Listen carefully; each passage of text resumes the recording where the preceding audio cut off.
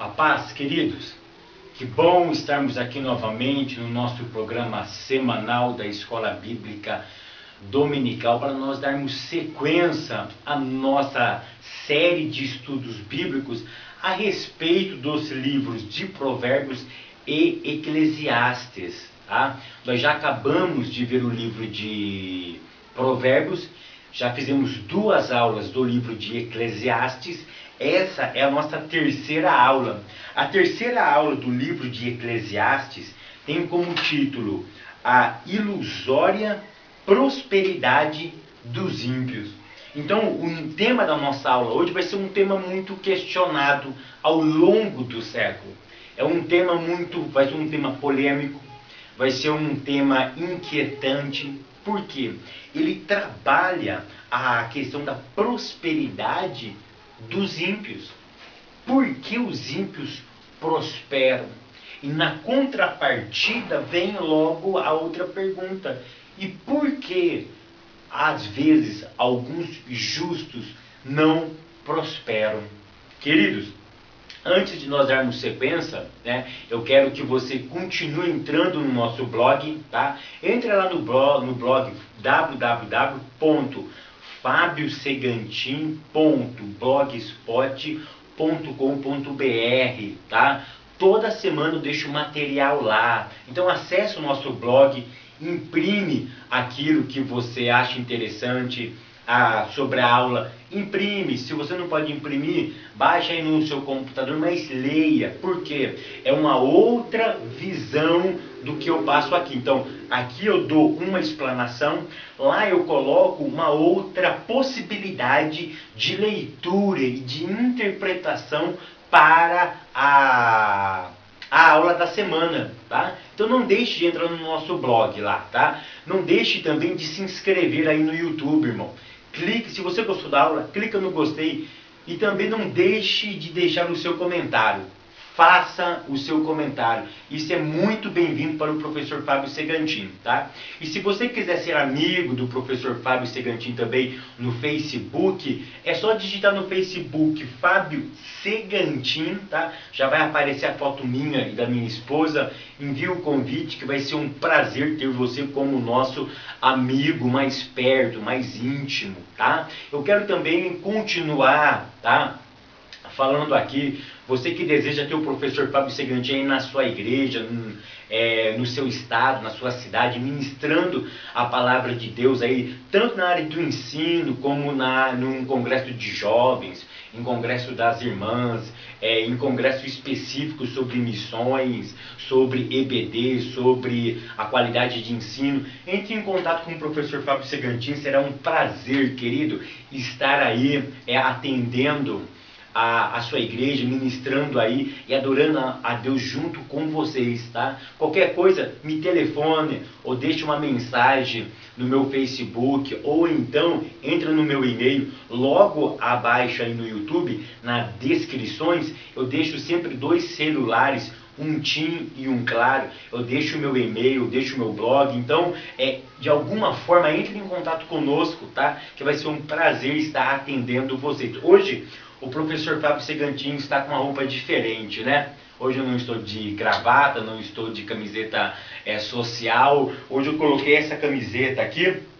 Foi uma camiseta que eu ganhei aí no Maranhão, que eu fui pregar num congresso de jovens na área 76 e eles me deram essa camiseta que foi o uniforme deles, né? Então eles me deram de presente. Então essa foi uma forma que eu usei de retribuir o presente que eles me deram. Eles me deram uma camiseta social também, muito bonita, que eu preguei com ela lá no Espírito Santo, e eu fiz essa homenagem, tá? Alguns vão achar um pouco meio esquisito, meio estranho, mas fique tranquilo, queridos. Deus não usa pessoas só de terno, de gravata. Deus não está simplesmente olhando para esses tipos de coisa, tá? Eu quis fazer uma homenagem, tá? Então por isso eu coloquei essa camiseta hoje, tá bem? Lição de número 11, tá? Já estamos chegando no final da nossa lição. A lição número 11 ela vai trabalhar sobre um problema que, se nós olharmos para o contexto bíblico, é um tema que que tirou o sono de muitos homens de Deus. Se nós observarmos na história bíblica, nós vamos ver que esse tema, tá, foi um tema que causou assim inquietude. Foi um tema que permeou a vida de Jó.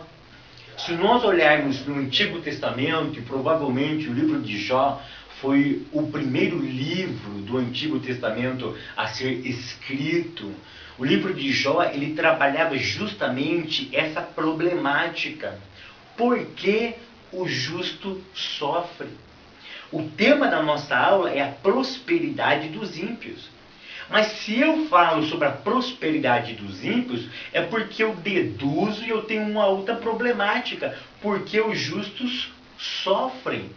Essa foi uma pergunta que Jó, ele buscou de uma forma assim aguda, de uma forma implacável. Ele teve companheiros, entre aspas, que tentou dar resposta a essa questão existencial.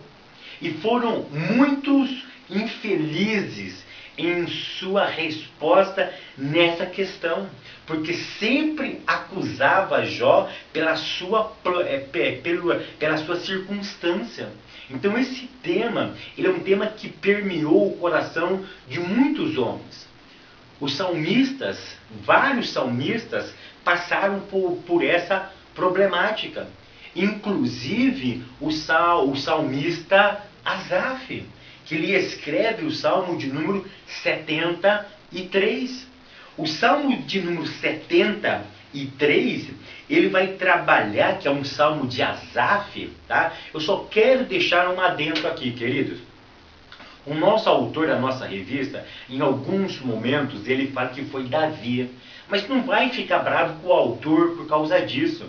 Porque tem vezes que eu estou citando um versículo que foi Paulo que escreveu, por exemplo. Mas eu cito que foi Pedro ou que foi Moisés. Tá? Então não fique pegando essas picuinhas e fazendo polêmica da sua aula, não. Pega o que é essencial. Talvez é um erro de grafia, um erro de digitação. Vamos trabalhar com esses tipos de erro. Não foi sem intenção que o autor fez isso. Porque o nosso autor, o pastor José, é um grande conhecedor das Sagradas Escrituras. Em algum momento nós erramos mesmo. Tá? Eu já errei em alguns momentos aqui, tá? Em alguns momentos alguns alunos já me corrigiram aqui, eu louvo a Deus por isso, que vocês estão sempre atentos naquilo que nós pronunciamos. A vida é feita assim, de erros e de acertos. Eu sempre costumo dizer, tá? Que diante da honra procede a humildade. E a humildade, quem é humilde vai longe, querido. A Bíblia diz que Deus abate os soberbos, mas exalta os humildes. Tá? Então o Salmo 73, que foi um salmo escrito por Asaf, Asaf ficou assim perplexo. Asaf perdeu noites de sono por causa dessa problemática. Asaf ele não compreendia, ele fez uma análise cuidadosa entre um justo e um ímpio. E quem era o justo que ele observava? Um dos justos que ele observava era ele mesmo.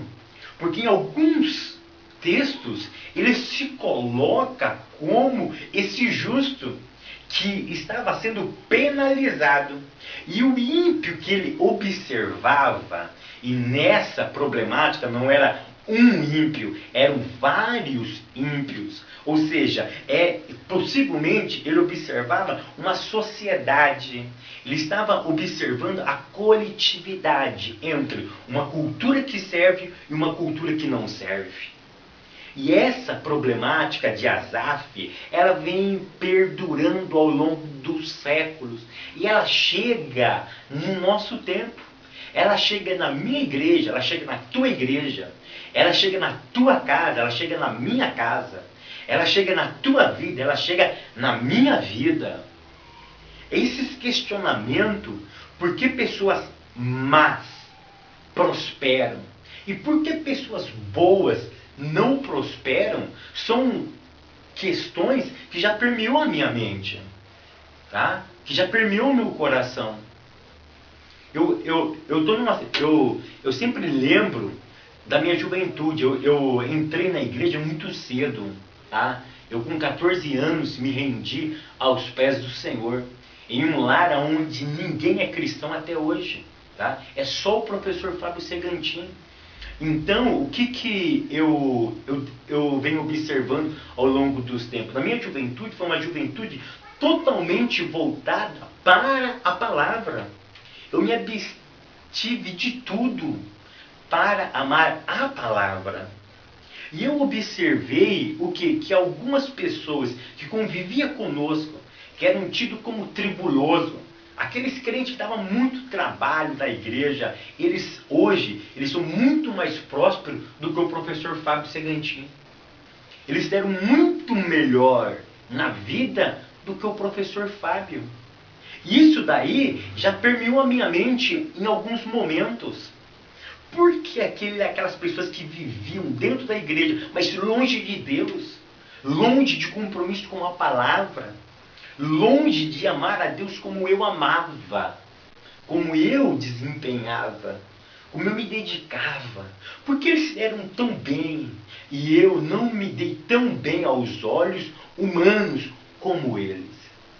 Então, se nós observarmos, nós vamos observar isso tanto no mundo como dentro da própria igreja.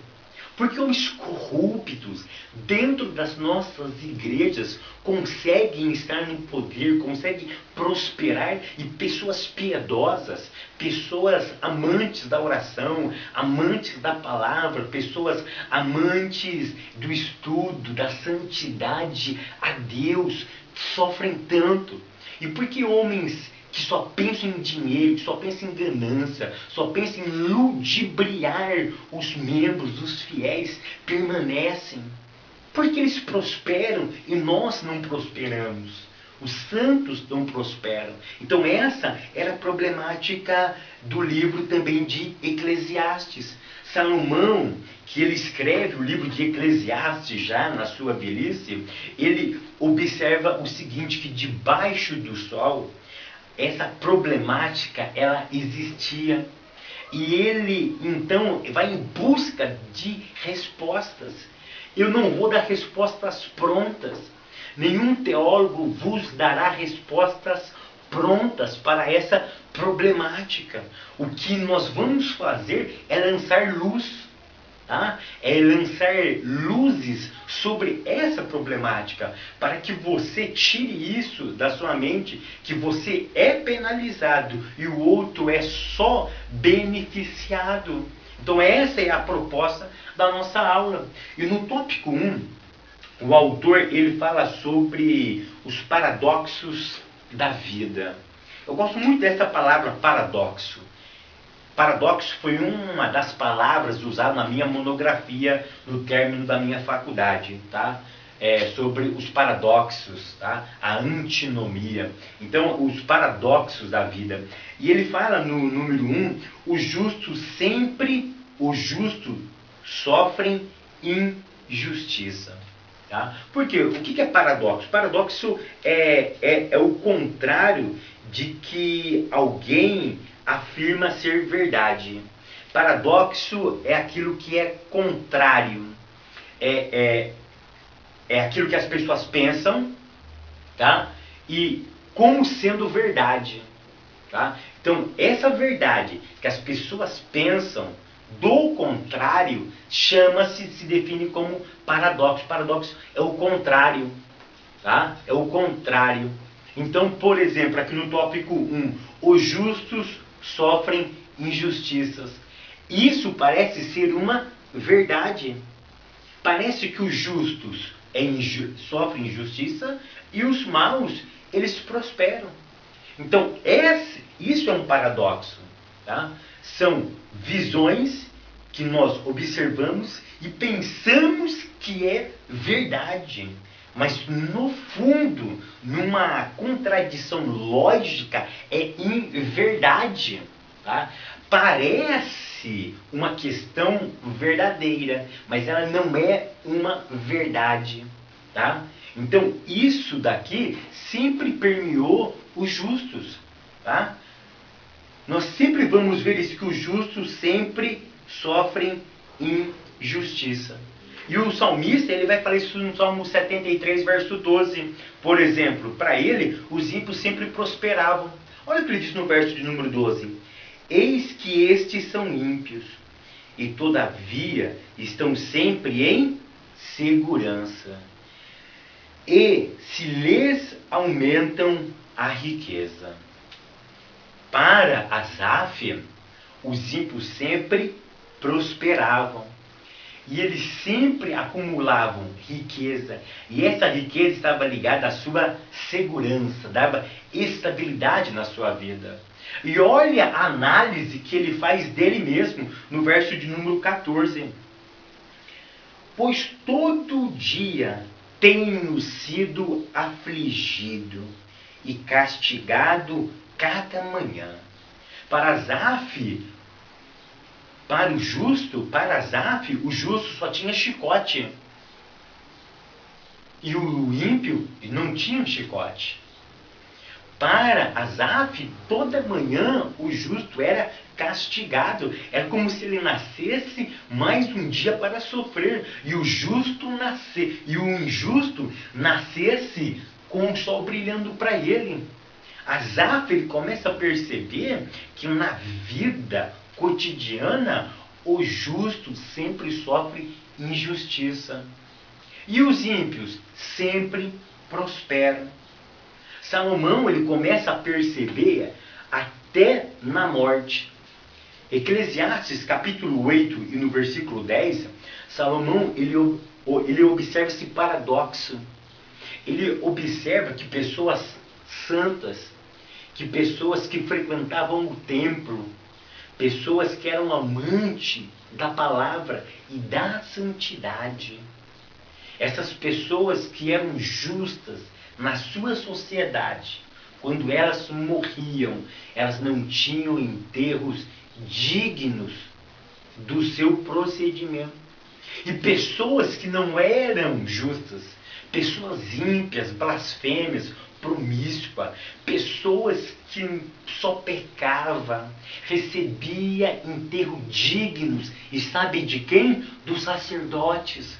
Os sacerdotes aplaudiam a morte do ímpio, daquele que transgredia a lei de Deus, mas só porque tinha dinheiro, só porque tinha posição social, ele era beneficiado até no seu ato fúnebre. E o justo, até na hora de morrer, ele se dava mal. Oh, queridos, olha como que essa problemática, ela invade os textos da Bíblia. A W. Tozer, que foi um grande teólogo do século passado, ele dizia o seguinte: o mundo está mais para o campo de batalha que para o palco de diversão. Para a W. Tozer, é muito interessante que para ele, os justos sofrem na arena da vida. Para Tozer, a vida, ela, para o justo, ela é muito mais difícil do que para o ímpio. E se nós pararmos e observarmos, essa é uma realidade. Essa é uma realidade. Tá? Às vezes, você não vai encontrar resposta pronta. Eu não vou encontrar respostas prontas. Como que Asaf, Salomão, por exemplo, não encontra respostas prontas para esse tipo de questão? Eles fazem uma análise da vida e eles observam que o ímpio é sempre mais próspero do que o justo. No número 2, ele vai justamente falar sobre isso. Os maus prosperam. Então ele vai trabalhar essas duas coisas.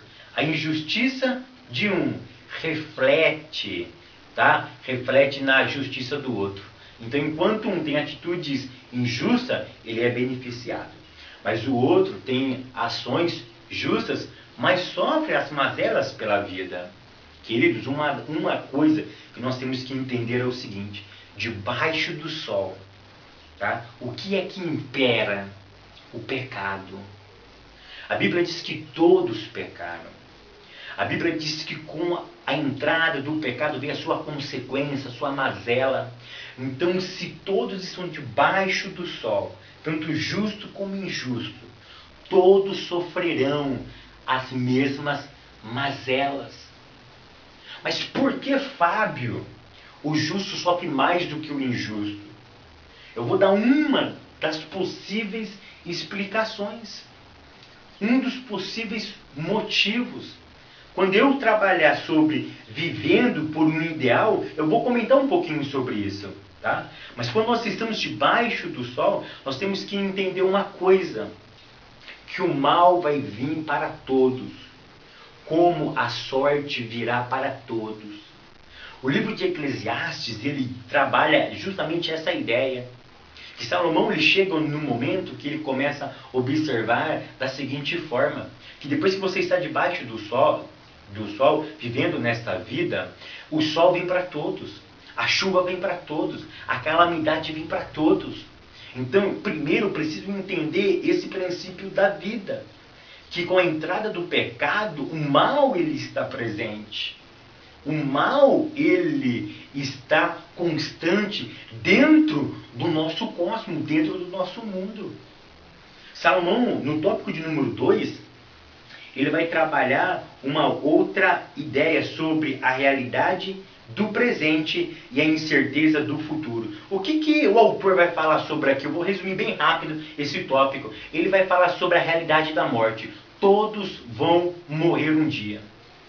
Então, Salomão ele já começa a dar luzes aqui, algumas respostas.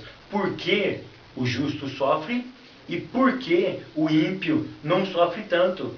Então, ele já começa a perceber que com a presença do mal, todos passarão a morte. Tá? Onde ele trabalha em Eclesiastes 9, verso 5. Tá? Eclesiastes capítulo 9 e verso 5, ele vai trabalhar justamente essa problemática. Então, no tópico 2, ele está falando sobre o quê? A realidade do presente. Tá? Porque Eclesiastes 9, verso 5, vai trabalhar simplesmente a ideia do seguinte: esse texto não significa que quem está vivo tem possibilidade de melhorar de vida, como alguns interpretam. Eclesiastes 9, verso 5 não quer dizer isso. Ele está querendo dizer o seguinte, que enquanto as pessoas estão vivas, o que eles mais temiam era a morte. Tá? E quando a pessoa vive pensando na morte, isso deixa ela perplexa e confusa. Esse texto não fala sobre imortalidade da alma. Ele não fala sobre além-túmulo. Ele está falando justamente ao contrário. Que os vivos que pensam na morte, eles sofrem um pouco mais na vida. É justamente isso que esse texto está querendo dizer. Tá? Então, no tópico 2, ele vai falar sobre a questão da morte. Mas tem um detalhe. O ímpio, após a morte, o seu destino é diferente do justo. Tá? Por quê, queridos? Porque o critério para Deus nos medir não é a prosperidade material, mas é a fidelidade à sua palavra. Então, isso daqui pode nos acalentar um pouco, que o critério que Deus usa para medir nós não está no critério da prosperidade material, mas sim no critério da fidelidade à sua palavra. Leva isso para a sua vida, leva isso para a sua classe. Não se baseia em prosperidade, mas se baseia na fidelidade à sua palavra. Foi isso que Asaf não estava percebendo. Ele olhou as finanças, ele olhou simplesmente os money, os dólares, os euros, mas ele não estava preocupado até ele entrar no santuário de Deus. Para quê? Para os homens que eram fiéis à sua palavra. Tá? Para a sua palavra. Então, após a morte, o justo seguirá um caminho, e o injusto seguirá outro caminho. Tá? No tópico de número 3, o autor fala sobre a imprevisibilidade da vida. Tá? No número 1 ele fala circunstâncias da vida. Eclesiastes 9, verso 11 e 12. Vai falar que a vida, ela tem surpresa. A vida, ela não escolhe país. Uma catástrofe não escolhe idioma, não escolhe justo ou injusto. Quando vem a chuva, ela não pega a casa só do ímpio ou só do justo. A catástrofe, quando ela vem, ela assola todos. Tá? O mal, quando ele vem, ele assola a todos. É isso que Eclesiastes, capítulo 9, verso 11 e verso 12, ele está trabalhando. Tá? Que as coisas ruins, ela não escolhe pessoas, ela vem de uma vez. E ela não escolhe casa, ela não escolhe pessoas, ela não escolhe classes sociais, ela vem. Mas o problema, queridos, é o que eu vou fazer com as circunstâncias da vida. O que eu vou fazer com as imprevisões da vida? Com essas coisas que acontecem de repente, por a perca de um emprego, por uma doença, por um desastre na minha família. O que eu vou fazer com essas coisas? Tá? Aí o número 2 vem aproveitando a vida. Um dos textos muito usado no livro de Eclesiastes é a expressão, quando ele fala sobre que debaixo do sol todo mundo deve viver com a porção que Deus te deu. Essa expressão é muito interessante. Por quê?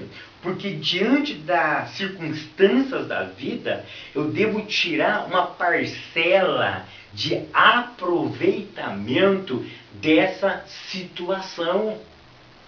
O problema de muitos cristãos é que nós tentamos entender por que o justo sofre e o injusto, ele não sofre tanto aos nossos olhos. Nós, irmãos, temos que olhar com um olhar divino. Nós temos que ter um outro olhar para essa problemática. Sabe por quê? Nós estamos muito materializados. Nós estamos vivendo uma era muito materialista. Asaf, ele olhou com um olhar material. Ele olhou com um olhar simplesmente de que se o sucesso material está ocorrendo, é porque o espiritual também está ocorrendo. E essa mazela, ela não existe. Hoje essa mazela ela é muito propagada por causa de quem? Da teologia da prosperidade, porque valoriza mais o ter do que o ser. Então, isso daqui não pode ocorrer. Quando as calamidades vier, eu tenho que tirar uma porção disso daí para mim. E eu tenho que aprender a tirar lições das fraquezas, das dificuldades da vida. O problema não é o mal vir sobre mim, mas o que eu vou fazer quando o mal chega na minha vida. Quando a catástrofe chega na minha casa, qual vai ser a minha posição? É isso que o nosso autor ele vai trabalhar no último tópico, vivendo por um ideal. Ele vai nos contar em Eclesiastes, capítulo 9, versículo 15. Eclesiastes, no capítulo 9, e no versículo 14 e 15, ele vai contar uma história de que uma pequena cidade, que tinha muito poucos homens de guerra, um grande rei veio com um grande exército. E este homem, houve uma pequena cidade em que havia poucos homens, e veio contra ela um grande rei e a cercou, e levantou contra ela grandes tranqueiras, e vivia nela um homem, um sábio pobre, que livrou aquela cidade pela sua sabedoria. E ninguém se lembrava daquele pobre homem. Olha que interessante. Salomão aqui ele está falando sobre uma pequena cidade que foi invadida por um grande rei, um grande exército, mas um homem sábio salvou aquela cultura, salvou o seu povo pela sua sabedoria.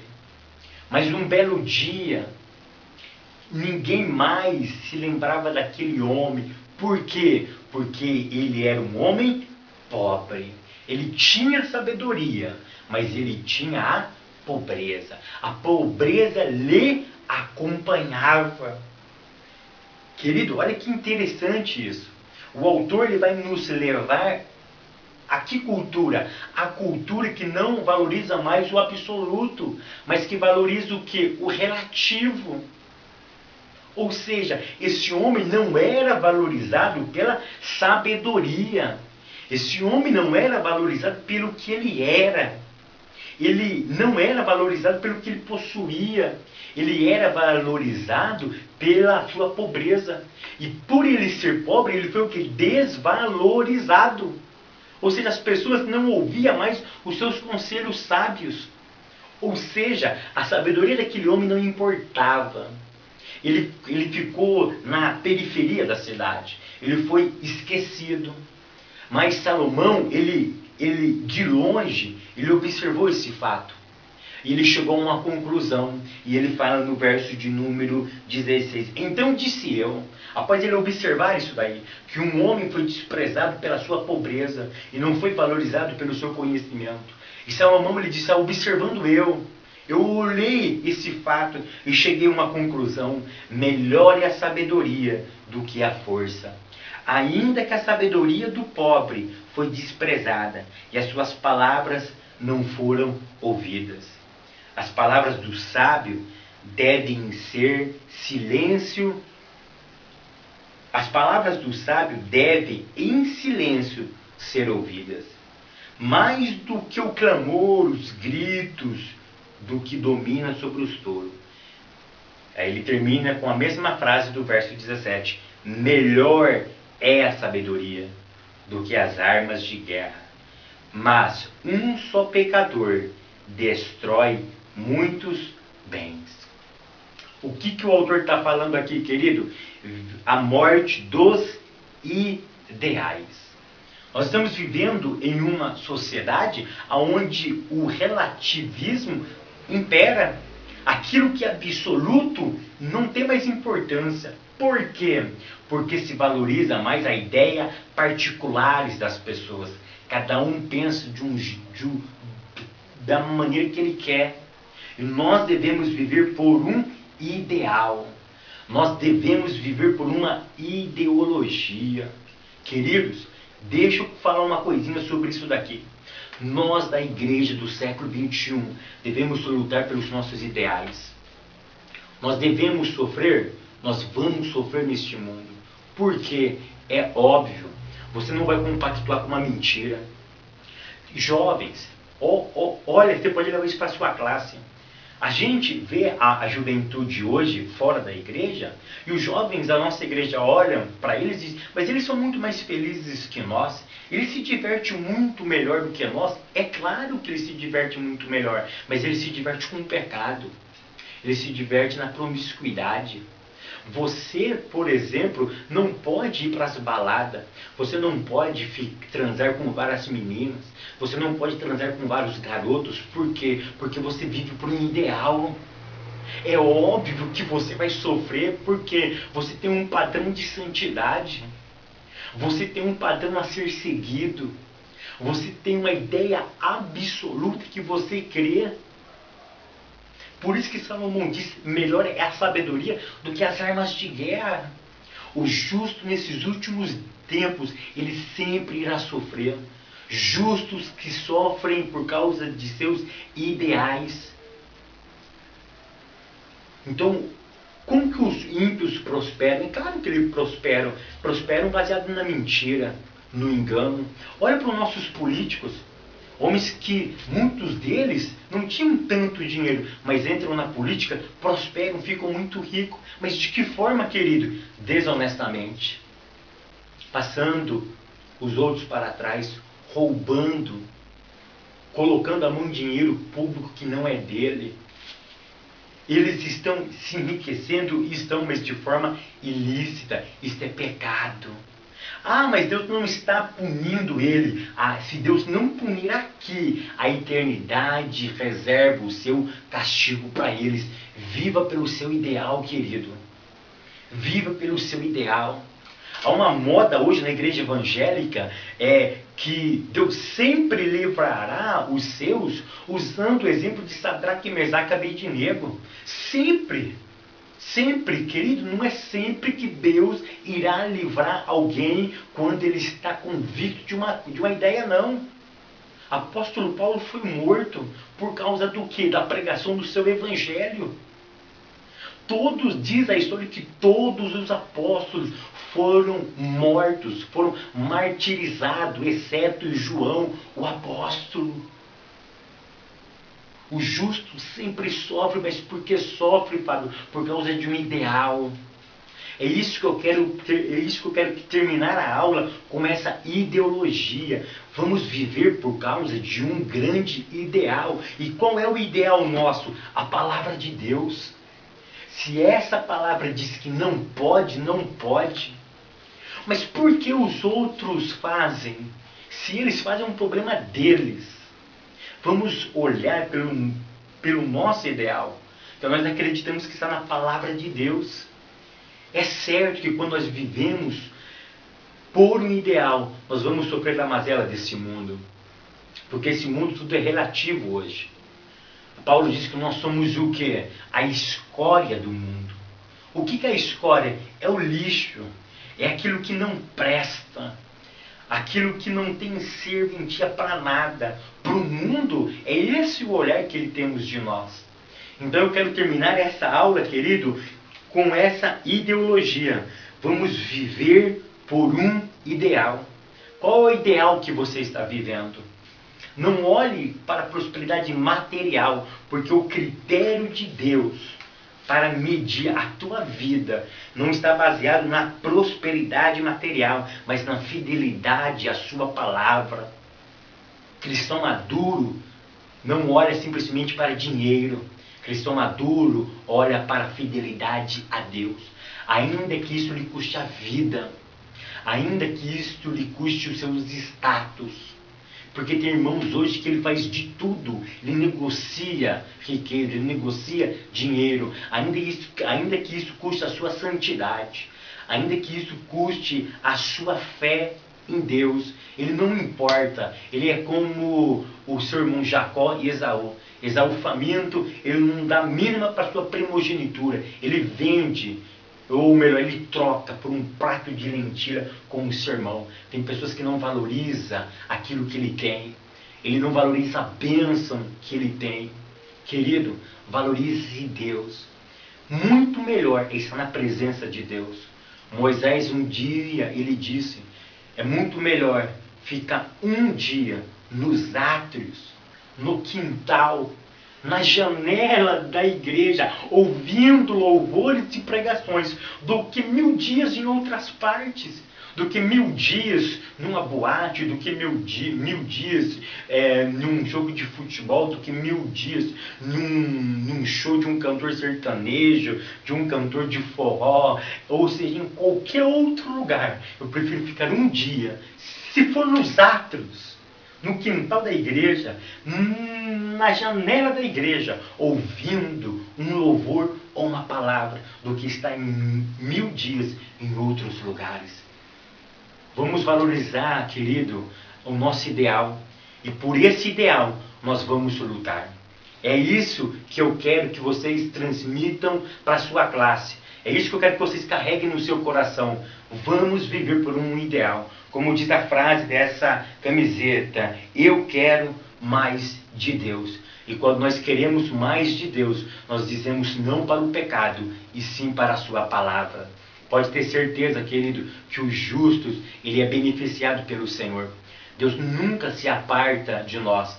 Jesus disse isso, que eu estou convosco até os confins da terra. O mundo não tem essa certeza da presença de Deus, mas nós temos a certeza da presença de Deus na nossa vida. E que nós possamos viver por esse ideal. Queridos, que Deus abençoe vocês. Até semana que vem, querendo Deus.